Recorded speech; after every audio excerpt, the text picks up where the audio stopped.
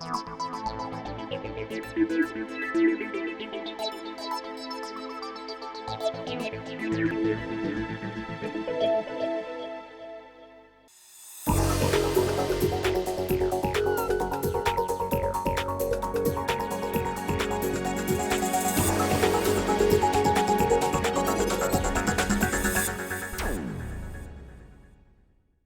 continuar con nosotros. Esto es Entérate, un espacio de difusión de las actividades institucionales, académicas y de actualización del Tribunal Electoral del Poder Judicial de la Federación.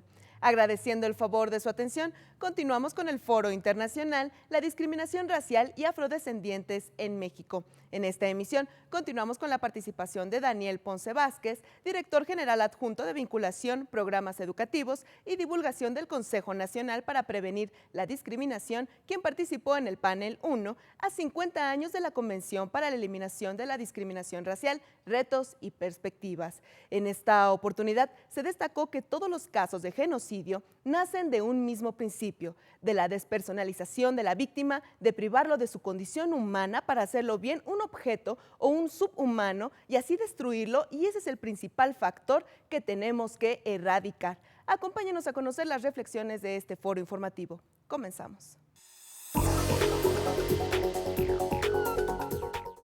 Hoy día estamos en México lanzando un programa nacional para la celebración de la década internacional de los afrodescendientes. Creo en esta oportunidad importante valorar las palabras de la entonces alta comisionada de Derechos Humanos, la señora Navi Pillay, cuando se refirió al Año Internacional de las Personas Afrodescendientes, y déjenme citarla. Este año internacional nos ofrece una oportunidad especial de redoblar los esfuerzos en la lucha contra el racismo, la discriminación racial, la xenofobia y las formas conexas de intolerancia que afectan a los afrodescendientes en todas partes del mundo. Fin de la cita. La situación de hace 4 años, si bien es cierto, ha cambiado formalmente.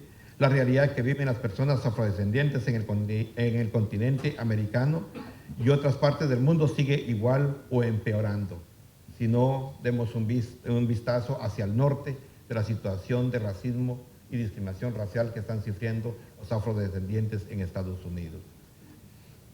Pero que hay que reiterar lo dicho en nuestro comunicado del 20 de marzo en la celebración del Día Internacional para la Eliminación de la Discriminación Racial, en la cual decíamos: la lucha por un mundo libre de racismo y discriminación racial, recordando tragedias históricas y acciones inhumanas relacionadas con la jerarquización y la discriminación racial o étnica que han afectado la historia mundial y ha causado un sufrimiento indecible, son partes inseparables de la lucha contra el racismo que todos los actores deben de emprender. Seguimos haciendo frente a la evidencia de que estamos aún muy lejos de alcanzar la meta universal de la no discriminación, armonía interétnica y justicia imparcial que tantos han trabajado para lograr. Celebremos juntos este cincuentenario de la Convención Internacional para la Eliminación de todas las formas de discriminación racial, no olvidando esos hechos históricos. Aprendamos de ellos para no volverlos a cometer o permitir que se cometan, y me congratulo de ser parte de este foro internacional que marca el lanzamiento de la década internacional de las personas afrodescendientes a nivel nacional en México. Y las invito a que sigamos lanzando actividades que demuestren que somos más los que estamos luchando contra la discriminación racial y el racismo que los que la practican, y que la diversidad hacen grande a las sociedades. Solamente me queda decir algunas ideas de cuáles son los retos que nos quedan en este momento.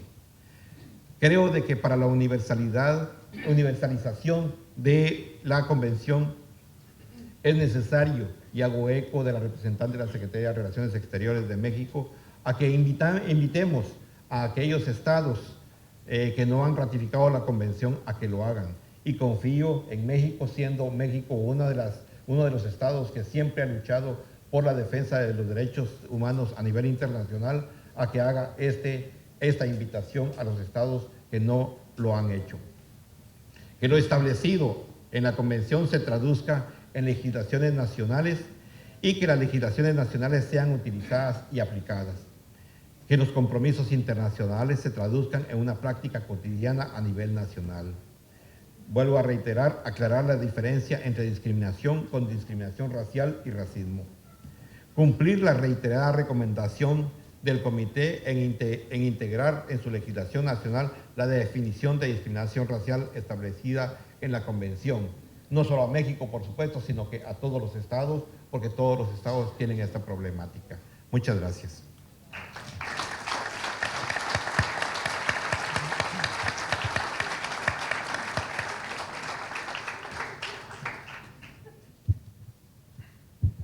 Muchas gracias nuevamente al maestro Cali Say por sus interesantes comentarios, que si me permiten hablaría en dos sentidos.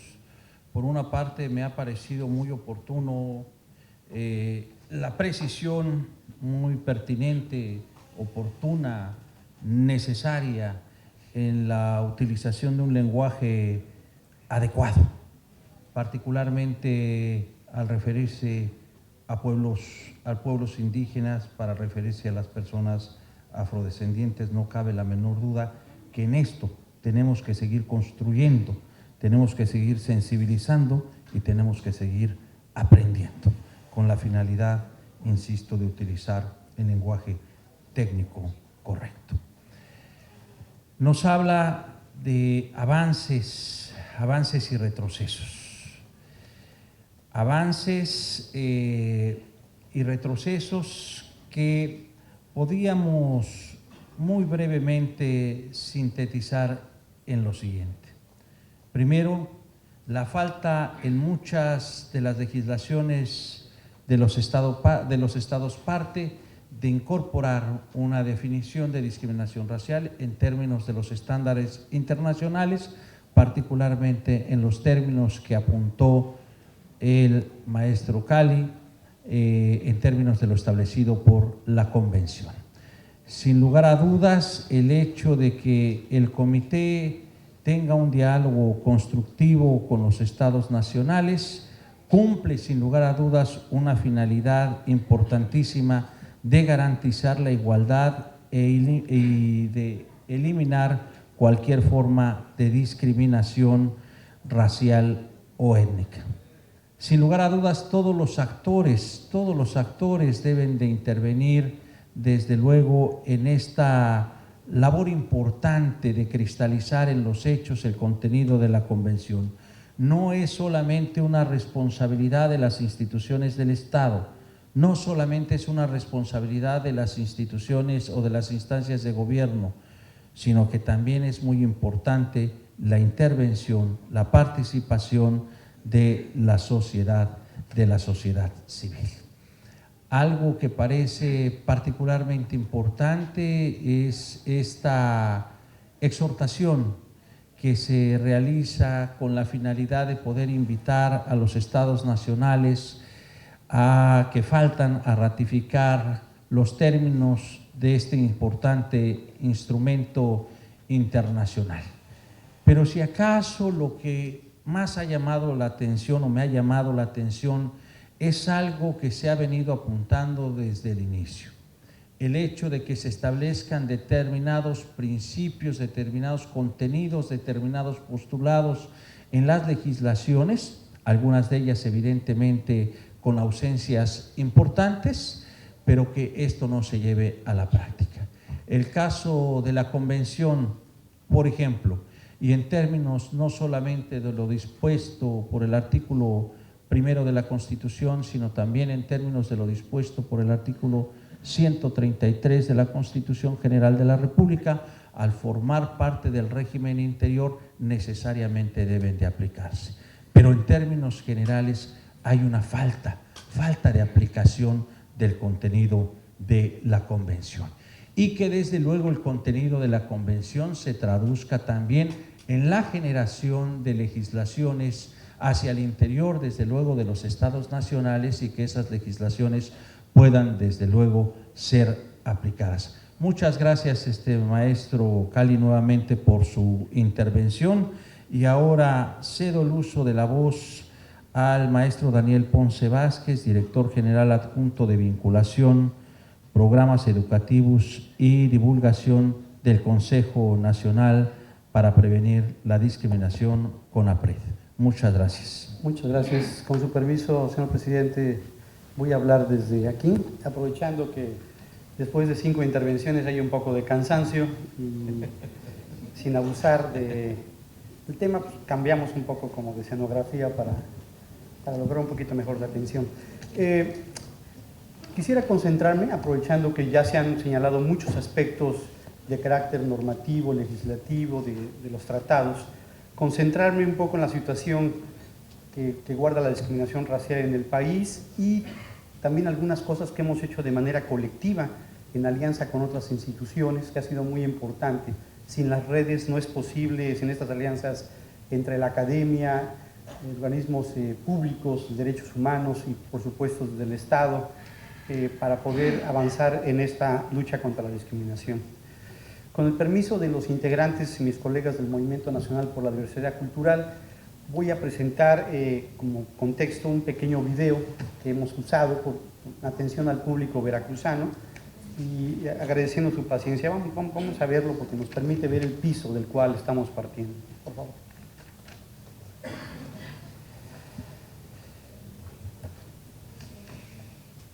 Al inicio, por favor. Al inicio. No.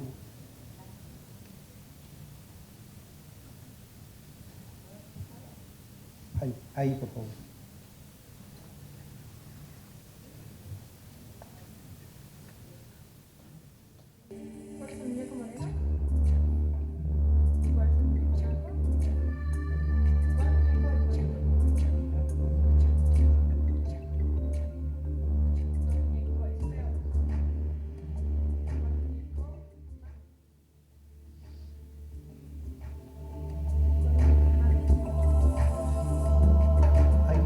Fondo que se está filtrando. Me imagino que este video algunos de ustedes lo han visto en redes sociales.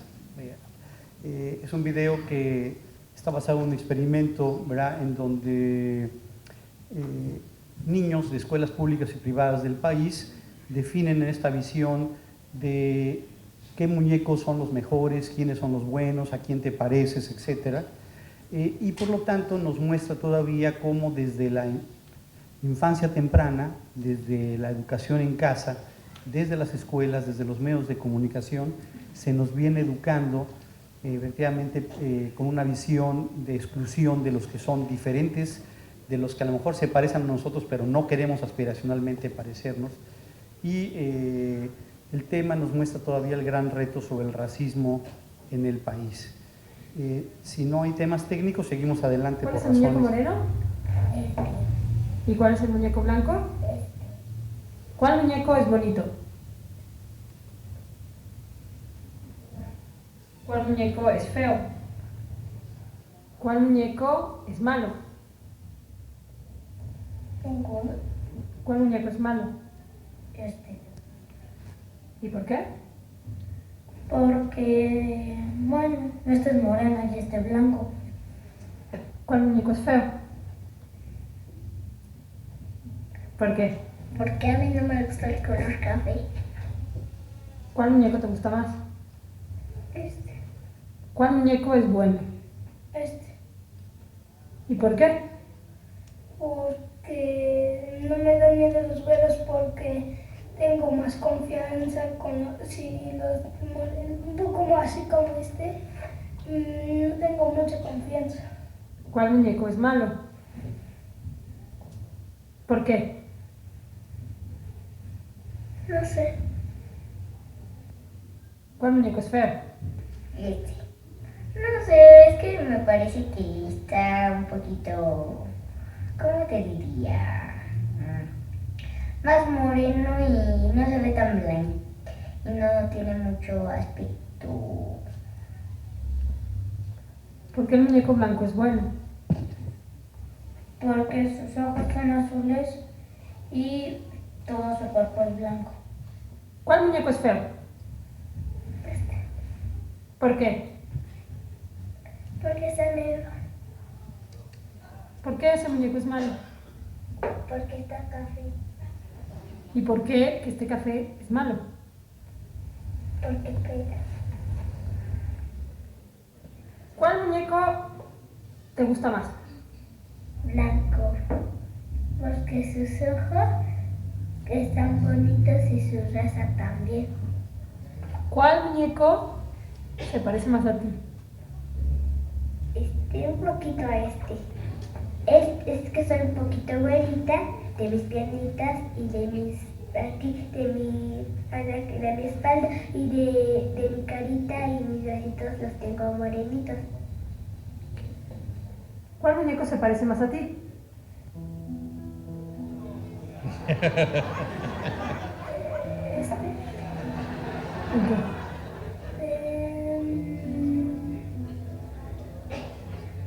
Las orejas.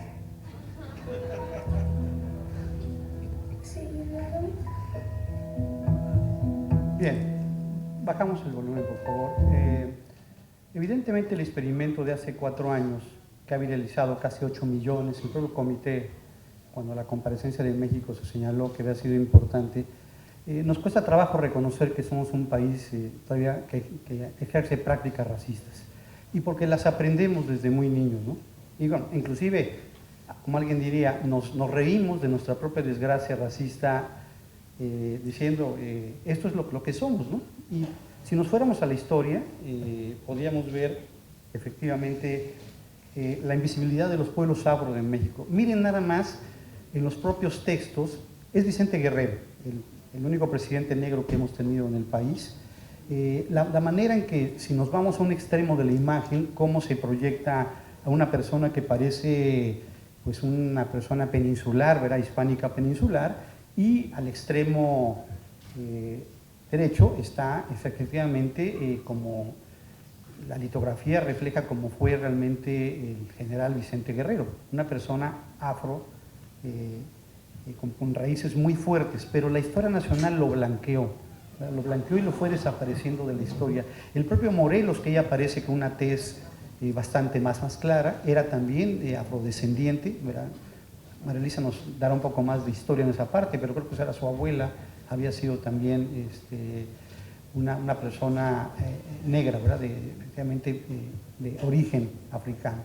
Pero entonces en la historia, desde que aprendemos, no hay un reconocimiento de la historia, no hay un reconocimiento del aporte que a lo largo de las guerras de reforma, de los batallones pardos, sobre todo en la historia de las Fuerzas Armadas, era importante recuperar, por ejemplo, qué tanto los batallones pardos contribuyeron en el ejército constitucionalista al triunfo del proyecto de la Revolución Mexicana, ¿no? Y ahí siempre han estado, nada más que no se ven, no se sienten en la historia nacional. Bueno, evidentemente todo este tema tiene que ver con el tema de los derechos, ¿no? O sea, el derecho humano a la identidad de los pueblos y comunidades afrodescendientes, de los pueblos, como bien lo señala el presidente, para resaltar su estatus de igualación, es un tema tan importante en el sentido de que tienen el derecho de ejercer todos sus derechos en igual de condiciones que el resto de los mexicanos y las mexicanas, ¿no? Y es un tema del cual partimos que en este momento no pueden ejercer porque todavía el derecho a la identidad pues no está reconocido en la Constitución Nacional, ¿no? Y es una de las tareas importantes dentro del plan que mencionó nuestra colega de Relaciones Exteriores, que el grupo de seguimiento SER y del decenio afrodescendiente se ha planteado como una de las metas que efectivamente el Estado mexicano reconozca en la Constitución Política de los Estados Unidos mexicanos la existencia no de la llamada tercera raíz, y es otra corrección que hay que hacernos. En muchas comunidades los pueblos afro fueron la primera raíz, porque no había nada, ahí llegaron a las minas, llegaron a muchas poblaciones, y por lo tanto este uso de primera, segunda y tercera raíz es como el tema de las generaciones de los derechos humanos, no tiene sentido cuando en muchos lugares fueron la primera y mayoritaria raíz de muchas comunidades. Por lo tanto son una raíz más, pero no son la tercera, son una raíz más, ¿verdad? Bien, voy más a prisa. Bueno, ya se mencionó la importancia estratégica de la reforma constitucional del 2013, solamente señalar una cosa que no debemos olvidar los servidores públicos. Todos los servidores públicos, refiriéndonos a la agenda de los derechos de los pueblos afro, estamos obligados a promover, respetar, proteger y garantizar los derechos humanos de esos pueblos. en el ámbito de nuestra competencia, sea el trabajo educativo, sea el trabajo de procuración de justicia, sea el ámbito del trabajo, sea el ámbito de, efectivamente, de salud. Es nuestra obligación como servidores públicos porque así lo marca la Constitución, ¿verdad? Ya vimos, también se mencionó que el principio de no discriminación está señalado en la Constitución, y en la reforma del año pasado de la Ley Federal nos habla que esta distinción, exclusión, restricción o preferencia que tenga por obstáculo menoscabar el goce o derechos, cuando, y aquí menciona claramente el origen étnico nacional, el color de piel, la cultura, entre otras características, está señalado de manera taxativa y prohibitiva. Es decir, no se puede discriminar a las personas por ese origen, digamos, ni por cualquier otra, como la xenofobia u otras formas conexas de intolerancia.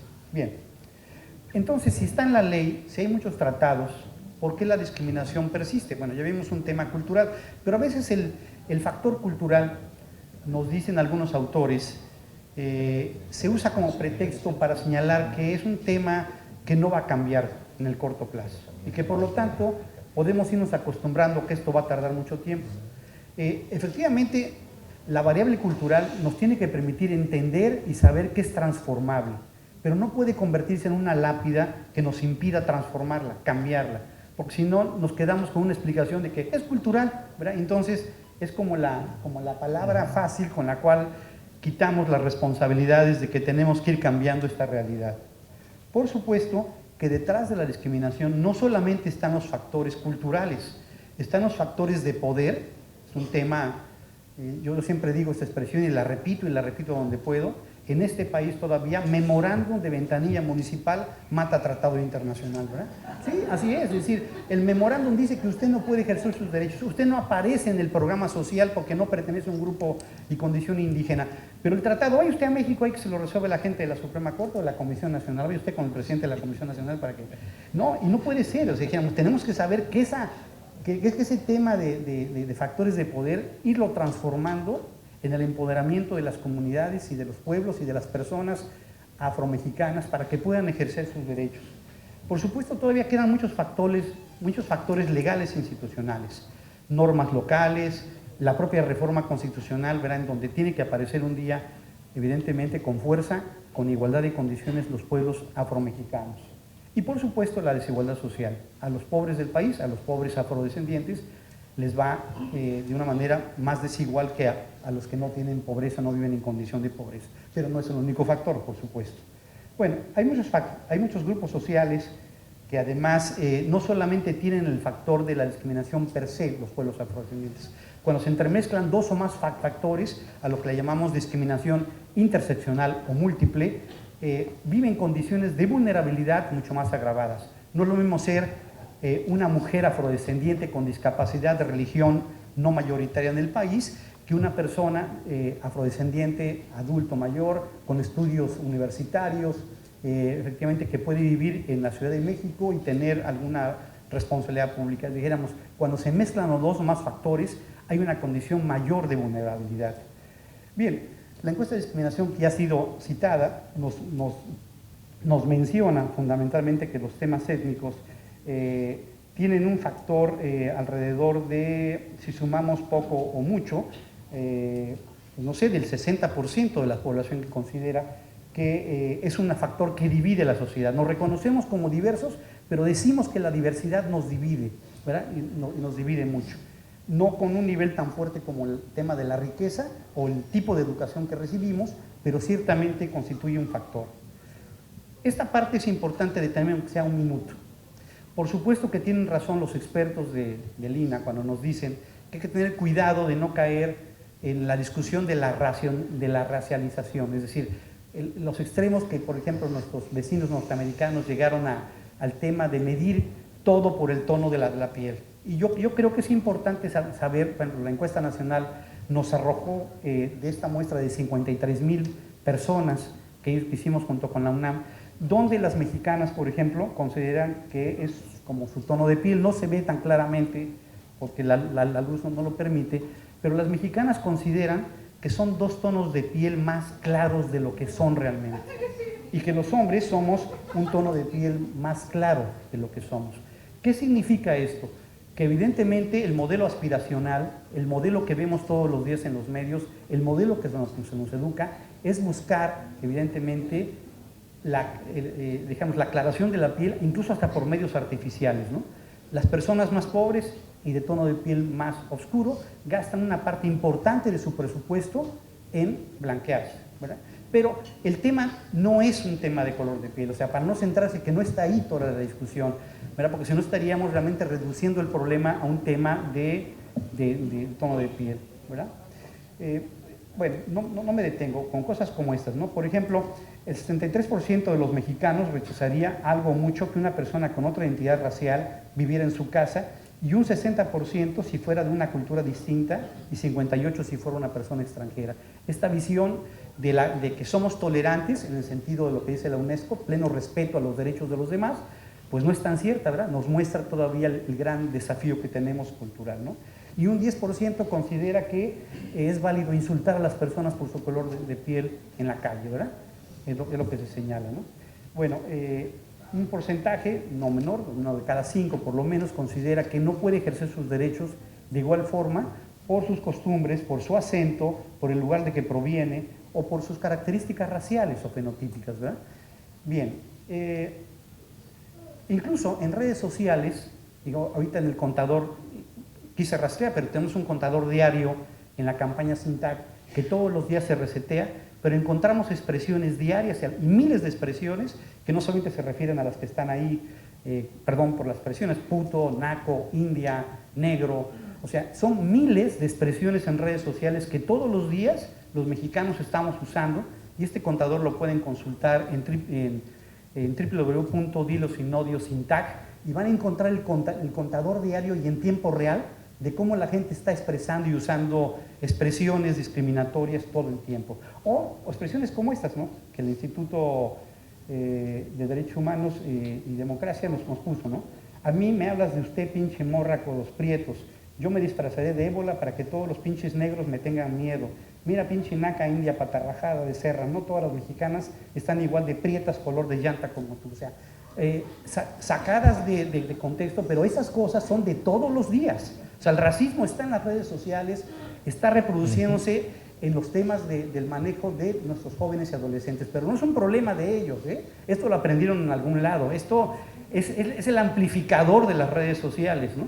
Y no vamos a irnos contra las redes sociales como los ludistas, ¿no? Vamos a destruir al Internet, vamos a ver cómo logramos dar la batalla cultural ahí para enfrentar esas expresiones. Bueno, por supuesto, todas las expresiones cotidianas, ¿quién lo ha escuchado? Eres el negrito en el arroz, ¿verdad? Es muy buena gente la muchacha, lástima que esté tan prietita, mejora la raza, mano, ¿verdad? Es decir, trabaja como negro para vivir como blanco. En este asunto hay mano negra, o sea, permanentemente tenemos culturalmente introyectado un tema de discriminación, incluso hasta en el lenguaje, que tenemos que ser críticos y revisar. Esta parte se tiene que revisar todos los días. Bueno, me paso lo de la definición y me voy ya por la hora. Me imagino que ya estoy sobre el tiempo, ¿verdad, señor secretario? Sí, sí.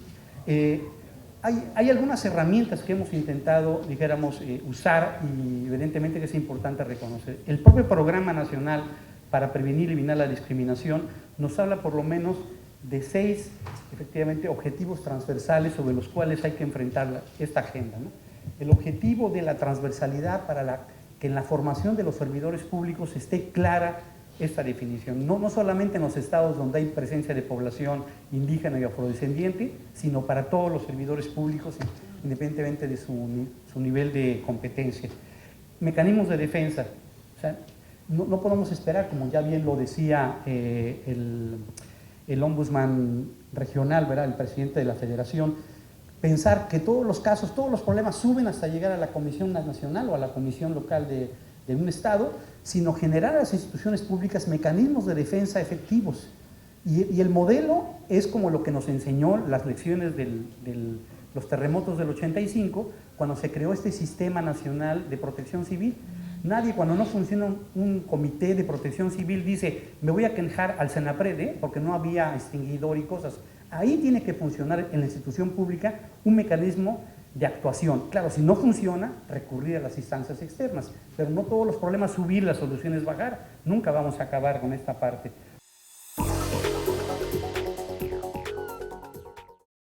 Los esperamos en una próxima emisión de Entérate, con más de las actividades del Foro Internacional, la discriminación racial y afrodescendientes en México, solo por Plataforma Electoral, el canal de televisión por Internet del Tribunal Electoral del Poder Judicial de la Federación. Soy Roxana Noriega, hasta la próxima.